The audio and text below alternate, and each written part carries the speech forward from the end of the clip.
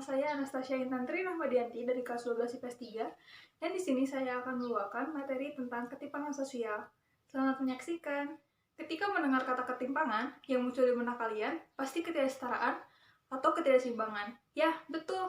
Pada hakikatnya, menurut Naido dan Wills, ketimpangan sosial adalah perbedaan-perbedaan di dalam pemasukan, sumber daya, kekuasaan, dan status di dalam dan di antara masyarakat. Sedangkan menurut Andrianov Chaniago, ketimpangan sosial adalah hasil dari pembangunan yang hanya berfokus pada aspek ekonomi dan melupakan aspek sosialnya. Ketimpangan sosial ini ditandai dengan ketidaksetaraan, peluang, dan penghargaan untuk posisi sosial yang berbeda atau status di dalam kelompok atau masyarakat. Singkatnya, ketimpangan sosial itu adalah ketidakseimbangan yang terlihat jelas dengan adanya jarak atau gap di antara golongan-golongan dalam masyarakat.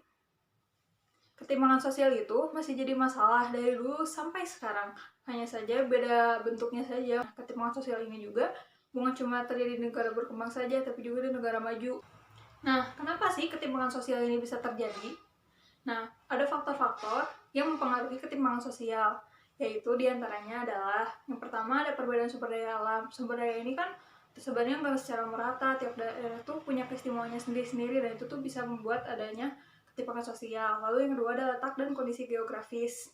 Letak geografis adalah letak suatu negara atau wilayah dilihat dari kenyataan di permukaan buminya.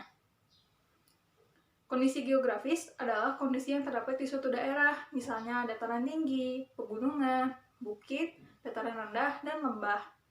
Kondisi geografis ini bisa menimbulkan ketimpangan sosial di suatu daerah. Penduduk yang tinggal di dataran rendah dan dataran tinggi punya perbedaan dalam menjalankan aktivitas sosialnya. Masyarakat tiap daerah akan berproses dan berubah sesuai dengan kondisi geografis daerahnya. Daerah dataran rendah umumnya lebih mudah dibangun, berbagai infrastruktur dan dikembangkan sebagai lahan pertanian maupun lahan industri. Sedangkan kalau misalkan di daerah dataran tinggi sering terkendala oleh bentang alamnya yang menanjak dan tidak merata. Jadi perlu proses panjang dan waktu yang lama untuk melakukan pembangunan. Perbedaan dalam pembangunan tersebutlah yang dapat menimbulkan ketimpangan sosial. Lalu yang ketiga adalah faktor globalisasi. Kalau menurut Anthony Giddens, globalisasi itu merupakan proses peningkatan hubungan, saling ketergantungan masyarakat dunia, memberikan dampak yang membangun bagi negara dan masyarakatnya. Misalnya, adanya transfer teknologi, mangsa pasar makin luas, dan persebaran arus informasinya makin cepat. Negara yang bisa menyikapi globalisasi secara bijak bisa merasakan manfaat globalisasi dan mencapai kemajuannya. Sebaliknya, kalau negara yang tidak mampu memanfaatkan pengaruh globalisasi secara bijak, tidak akan mampu mengambil kesempatan yang ditawarkan globalisasinya, bahkan bisa mengalami ketertinggalan karena globalisasi itu kan proses berkelanjutan, jadi secara terus-menerus gitu.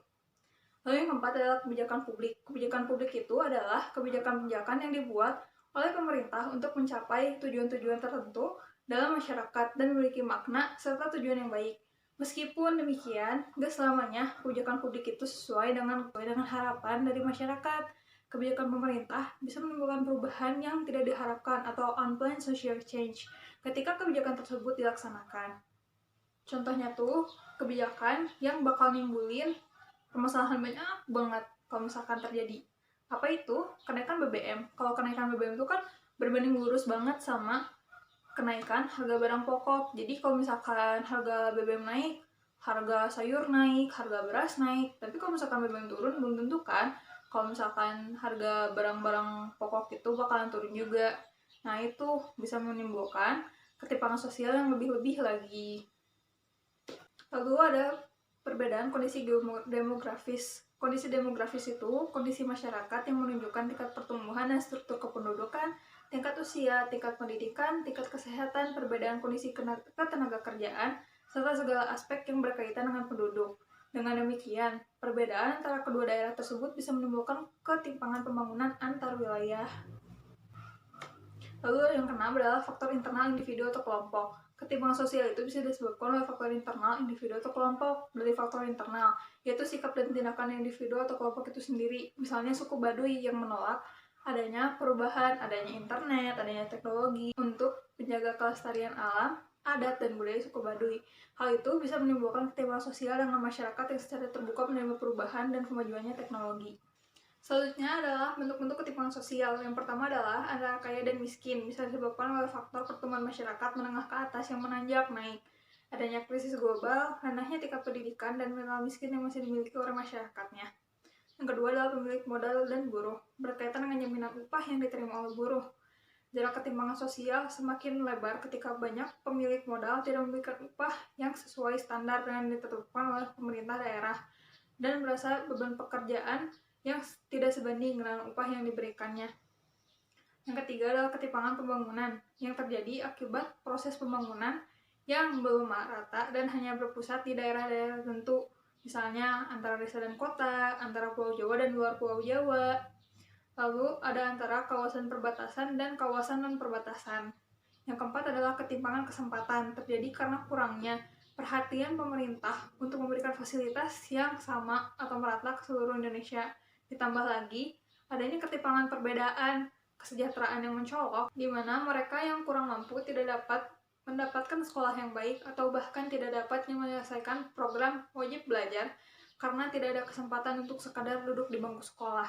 Yang kelima adalah ketimpangan budaya lokal dan global, merujuk kepada ketidaksepadanan posisi budaya yang dianut atau dijalankan oleh masyarakat disebabkan oleh adanya pop culture yang berasal dari barat diikuti oleh masyarakat dunia.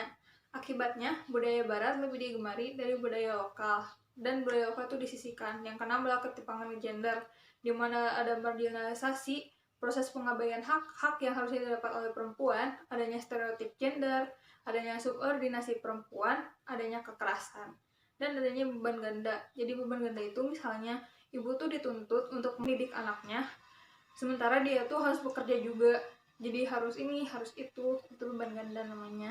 Lalu ada dampak dari ketimpangan sosial. Dampak positifnya itu mendorong wilayah lain yang kurang maju untuk dapat bersaing. Yang kedua, meningkatkan pertumbuhan untuk kesejahteraan masyarakat. Dampak negatifnya yaitu yang pertama, ada diskriminasi sosial. Diskriminasi sosial itu perbedaan pelakuan, pengecualian atau pembatasan kesempatan, dan pengutamaan atau kecenderungan terhadap pihak-pihak tertentu. Lalu ada kecemburuan sosial, yaitu kondisi munculnya perasaan tidak suka dari salah satu kelompok atau kelas karena adanya perbedaan-perbedaan dalam kehidupan masyarakat. Lalu ada monopoli kekuasaan. Masyarakat mengalami ketimpangan sosial sering menjadi objek dari penguasaan kelompok lain. Penguasaan oleh kelompok lain itu yang disebut dengan monopoli. Sebagai contohnya, penguasaan pemilik modal terhadap pemilik kelompok buruh.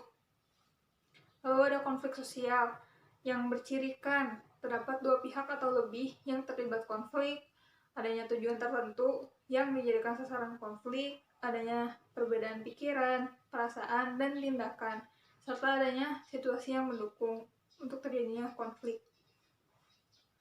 Nah, gimana sih biar ketimpangan sosial itu tidak terjadi lagi? Yaitu, pertama dengan menjaga komunikasi sosial, agar menghilangkan sekat, terhindar dari prasangka dan konflik-konflik sosial.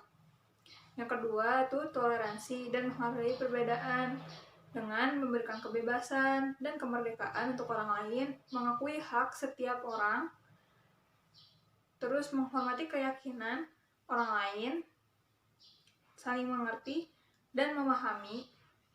Lalu harus punya sikap empati sosial, jadi kita mampu merasakan keadaan yang dialami orang lain. Dari situ kita bisa peduli terhadap kelompok masyarakat yang mengalami ketimpangan sosial. Dan yang keempat atau yang terakhir adalah sikap filantropi sosial, yaitu menunjukkan kedermawanan terhadap orang lain, bisa berdasarkan ajaran agama maupun respon terhadap realitas sosial.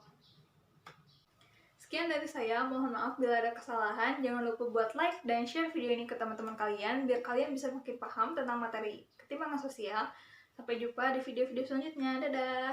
Assalamualaikum warahmatullahi wabarakatuh.